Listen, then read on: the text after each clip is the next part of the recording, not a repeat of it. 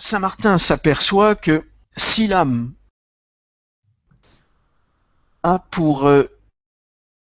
capacité de réaliser cette relation de réconciliation, elle possède également une capacité plus encore élevée, qui est celle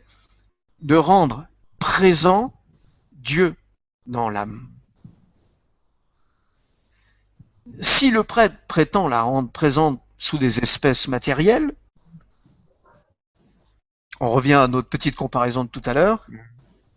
l'âme, elle, ne prétend pas le rendre présent. Elle va lui donner vie. Si le prêtre, en prononçant les formules de la consécration, peut transformer par transsubstantiation le pain et le vin en vrai corps et vrai sang de Jésus-Christ, l'âme, à l'intérieur d'elle-même, peut, par une opération d'anéantissement de sa propre substance créée, pour accéder à sa substance incréée, c'est-à-dire se faire néant de ce qu'elle est pour devenir être suressentiel qu'elle a été à l'origine, faire advenir Dieu qui, lui,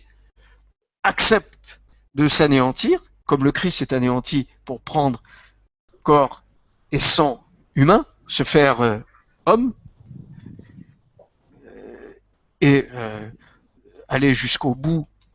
de son don d'amour sur la croix, en sacrifice de réparation, et bien également s'anéantir dans l'âme, se faire néant dans l'âme pour surgir à l'être. C'est-à-dire anéantiser sa dimension ontologique divine pour devenir créé,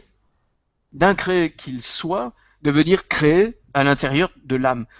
Ce qui signifie, chose absolument étourdissante et vertigineuse,